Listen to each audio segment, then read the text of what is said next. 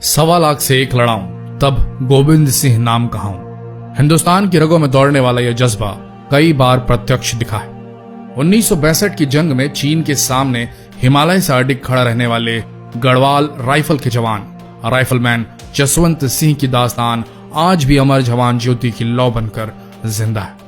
उत्तराखंड के एक छोटे से गांव का जवान चीन के लिए नासूर बन गया था। साल 1962 में हुई चीन और भारत की लड़ाई के बारे में कौन नहीं जानता।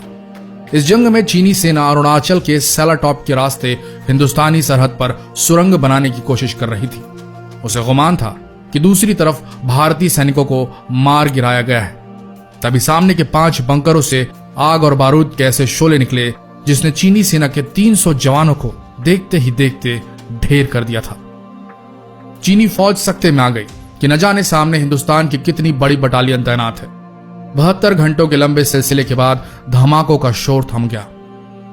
आगे बढ़े चीनी सैनिक यह देखकर हैरान हो गए कि सामने घायल पड़े बस एक फौजी ने सारी चीनी जमात की कमर तोड़ दी थी।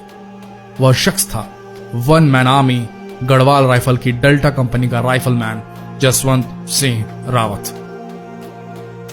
कौन है राइफलमैन जसवंत सिंह? जसवंत सिंह जब 17 साल की उम्र में पहली कोशिश में फौज में भर्ती नहीं हो पाए तो हार नहीं मानी। उन्होंने फिर कोशिश की और बतौर राइफलमैन सेना में भर्ती हुए। उत्तराखंड के पौड़ी गढ़वाल में जसवंत सिंह रावत का जन्म हुआ था।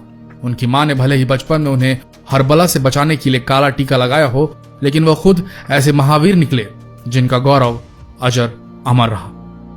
बहादुरी से चीनी सेना भी प्रभावित हुई। कहा जाता है कि चीनी सैनिक उनके सिर को काट कर ले गए। युद्ध के बाद चीनी सेना ने उनके सिर को लौटा दिया।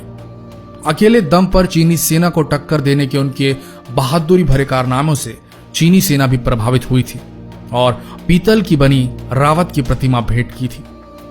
कुछ कहानियों में यह कहा जाता है कि जसवंत सिंह रावत ने खुद को गोली नहीं मारी थी, बल्कि चीनी सैनिकों ने उनको पकड़ लिया था और फांसी दे दी थी। लेकिन तभी भारतीय सेना ने धावा बोलकर चीन को खदेड़ दिया। आज भी अरुणाचल प्रदेश को हासिल करने का चीन का सपना उसके अपने बनाए काल्पनिक नक्शे तक सिमट कर रह गया है। सम्मान जिस चौकी पर जसवंत सिंह ने आखिरी लड़ाई लड़ी थी उसका नाम अब जसवंतगढ़ रख दिया गया है और वहां उनकी याद में एक मंदिर बनाया गया है। मंदिर में उनसे जुड़ी चीजों को आज भी सुरक्षित रखा गया है। 5 सैनिकों को उनके कमरे की देखरेख के लिए तैनात किया गया है। वे 5 सैनिक रात को उनका बिस्तर करते हैं, वर्दी प्रेस करते हैं और जूतों की पॉलिश तक करते हैं। सैनिक सुबह के 4:30 बजे उनके लिए बेड टी, 9 बजे नाश्ता और शाम में 7 बजे खाना कमरे में रख देते हैं। मरने के बाद भी प्रमोशन और छुट्टी। उनको मृत्यु के बाद भी प्रमोशन मिलता है। राइफलमैन के पद से वह प्रमोशन पाकर मेजर जनरल बन गए हैं। उनकी ओर से उनके घर के लोग छुट्टी का आवेदन देते हैं और छुट्टी मिलने पर सेना के जवान पूरे सैन्य सम्मान के साथ उनके चित्र को उनके पैतृक गांव ले जाते हैं। छुट्टी समाप्त होने पर उनके चित्र को वापस जसवंतगढ़ ले जाया जाता है। अब भी करते हैं सीमा की रक्षा।